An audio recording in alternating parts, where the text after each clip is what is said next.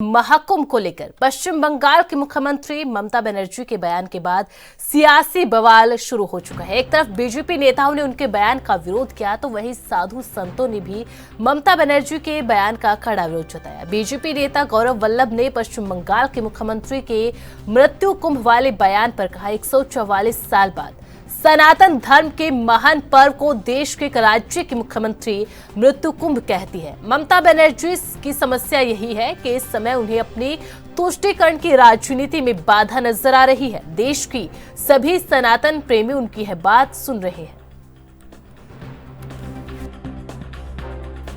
तो ममता बनर्जी ने विधानसभा के अंदर महाकुंभ को लेकर एक बयान दिया। उन्होंने कहा कि वो मेरे लिए महाकुंभ नहीं मृत्यु कुंभ है।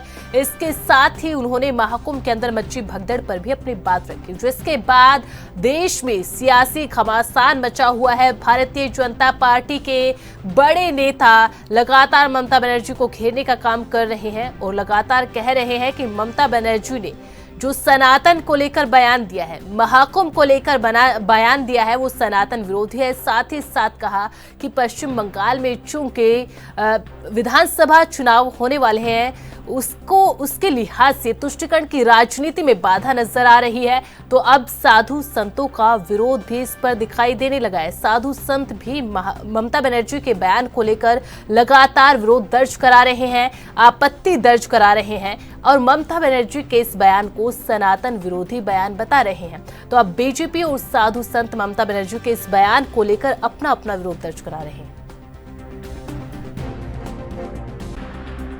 সুতরাং পুজো পার্বণ আমাকে শিখিয়ে লাভ নেই। মহাকুম্ভ আমি নাইবা বললাম, ওটা এখন মৃত্যু কুম্ভ হয়ে গেছে। सनातन का अपमान करना इनका स्वभाव बन गया है। भारतीय संस्कृति आज नहीं, हजारों सालों से गंगा जी की धार की तरह ये सनातन संस्कृति अविरल प्रवाहित होती रही है, आगे बढ़ती रही है। ऐसे लोग जो सनातन पर उंगलियां उठाते हैं, उनके उंगलियां उठाने से वो उनका ही नुकसान करेंगे। देश की एक राज्य की मुख्यमंत्री मृत्यु कुंभ कहती है, इससे उनका मानसिक दिवालियापन सामने आ रहा है।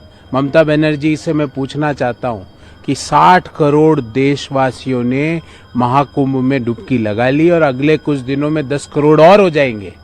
तो आधे देश ने गंगा, यमुना और सरस्वती के संगम पे जाकर डुबकी लगा चुके हैं, सनातन धर्म की परंपराओं को पूरा कर लिया है। पर आपको समस्या ये है कि आपकी तुष्टीकरण की राजनीति पे आपको बाधा दिख रही है। इस कुंभ 29 तक इस सनातन विरोधी, हिंदू विरोधी, देश विरोधी ऑपोजिशन को देश का सनातनी समाज रिजेक्ट करते रहेगा। ये देश भूला नहीं है कि कैसे सनातन को डेंगू, मलेरिया, एड्स भी कहा गया था और तब भी इंडिया अलायंस के किसी नेता ने इसका खंडन नहीं किया था। आज ये साबित हो चुका है कि ममता बनर्जी, राहुल गांधी, अखिलेश यादव, अरविंद केजरीवाल हिंदुओं को इस देश में सेकंड ग्रेड सिटीजन समझते हैं।